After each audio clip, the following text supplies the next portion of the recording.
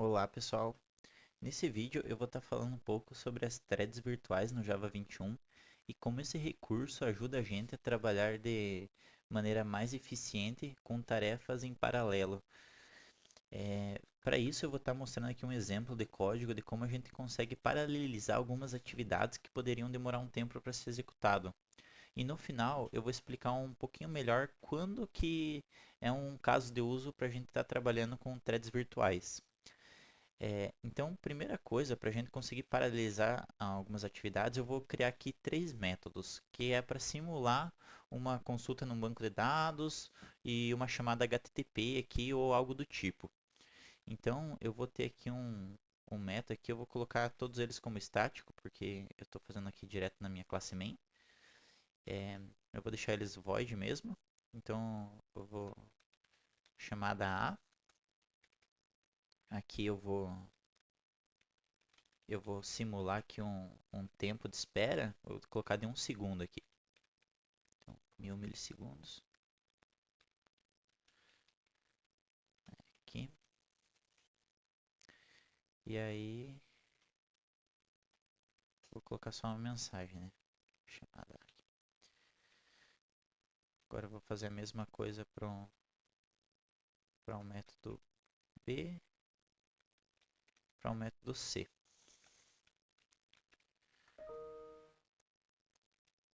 Pronto, aqui eu já tenho três métodos que tem ali um certo tempo para ser executado. Então eu consigo estar chamando eles para simular uma consulta no banco de dados ou alguma requisição para uma API externa. Então agora, para eu conseguir paralelizar essas chamadas, porque se eu for chamar elas em ordem, ó, chamada a B e a C, isso aqui vai ter um tempo total de 3 segundos, porque vai demorar 1 segundo para fazer a chamada A, um para B e um para C. Ó, como vocês puderam ver aqui no terminal. E então agora eu quero tentar fazer isso em paralelo, para que ele comece essas três simultaneamente e o tempo total vai dar algo ali em torno de 1 segundo, que é o tempo maior aqui que eu tenho, né? No caso, todos são 1 segundo. Então, para fazer isso, eu vou criar um executor service através dessa classe executors, que é o new virtual thread supertask executor. Ele vai me devolver esse executor service. Até interessante, se vocês forem ver esse cara aqui, ele, esse, esse executor que ele me devolve, ele é um auto-closable, que eles chamam, né? Se eu for ver aqui ó, o que, que ele me devolve, ó, auto-closable. Isso aqui significa que eu preciso fechar esse cara, mas eu posso passar direto aqui no meu try catch, que ele já vai fazer automaticamente esse fechamento quando eu terminar de executar. Então, feito isso, eu vou encapsular essas chamadas ali para os meus métodos dentro de um método chamado submit. Até aqui eu já tenho um exemplo, né? Ó, eu estou fazendo um submit aqui para a chamada A. Ó, vou fazer aqui no jeito tradicional aqui, eu também poderia estar fazendo, que funciona também. Ó, show. Fiz uma chamada aqui passando o método lambda para o meu método A, que é a chamada A, e fiz um para cada um. Isso aqui ele vai estar sendo executado em paralelo. Então, quer dizer que o meu tempo total ele tem que ser algo em torno ali de 1 segundo para terminar de executar. Mas se eu for rodar, ó, demorou 1 segundo, ele printou as três chamadas. Então eu consegui paralelizar isso e ele ficou muito mais rápido do que tinha sido antes. E isso é algo que eu já conseguiria fazer com as threads tradicionais do Java. Mas o que, que muda agora com essas threads virtuais? Primeiramente, o, isso aqui é muito útil quando a gente está falando de um projeto onde eu tenha muitas chamadas que vão acontecer em paralelo, muitas tarefas sendo executadas em paralelo, ou também eu tenho um volume muito grande de usuário acessando o meu serviço. Isso, comparando as threads virtuais com as threads tradicionais, isso tem um custo muito menor. Porque as threads tradicionais, eu preciso, para cada uma delas, eu tenho que ter uma thread do meu sistema operacional, né? Uma thread de plataforma. Então, o custo disso é muito maior, porque existe um número limitado de threads no meu sistema operacional.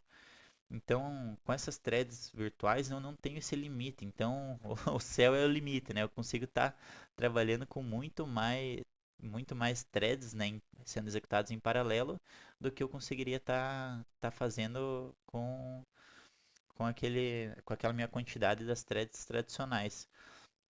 Fora também que elas são muito mais leves. As threads, as threads de plataforma ali, elas têm um custo para de um custo de memória um pouco bem mais alto em comparação com as threads virtuais e ela tem um certo tempo ali de criação, que também pode ser que acabe prejudicando um pouco a aplicação, né? Quando a gente tem uma aplicação ali que precisa ser muito performática. E agora com as threads virtuais isso aí fica muito melhor. E quais que seriam os principais casos de eu estar utilizando a thread virtual e quando que eu tenho que estar utilizando uma thread tradicional?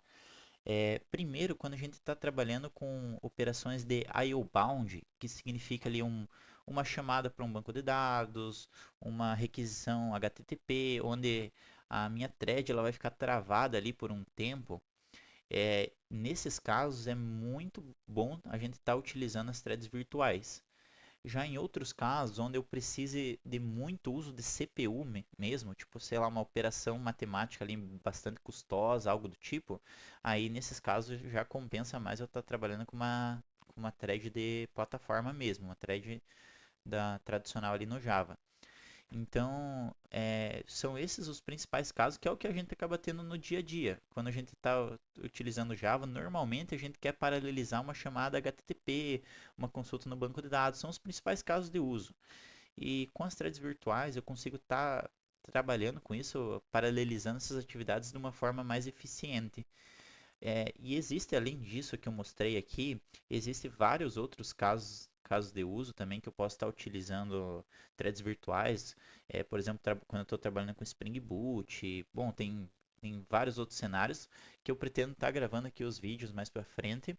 Mas por hora eu queria mais mostrar isso, né? Como a gente consegue paralelizar algumas atividades utilizando as threads virtuais. Vocês podem ver que ficou o código ficou bem parecido com o que a gente já tinha antes. Se eu tivesse trabalhando ali com as threads tradicionais do Java, eu poderia estar colocando aqui, por exemplo, um new fixed thread pool, né? Passar aqui três threads. Isso aqui vai funcionar também, ó, como eu vou mostrar. Ó, mudou praticamente só aqui o nome do método que eu chamo. Mas por debaixo dos panos, quando eu estou trabalhando com essas threads virtuais, eu acabo tendo uma melhor eficiência, porque quem vai gerenciar isso para mim é a JVM e não mais o sistema operacional. Então, isso aí se torna muito mais vantagem aqui para esses casos de uso. Então é isso, né? Eu espero estar podendo gravar mais alguns vídeos para falar sobre esse tema, porque tem bastante coisa. Eu queria aqui mesmo só trazer um exemplo mais simples mesmo, uma introdução às threads virtuais. E espero que tenham gostado. Se puderem se inscrever no canal ali já vai ajudar bastante. E é isso. Até a próxima.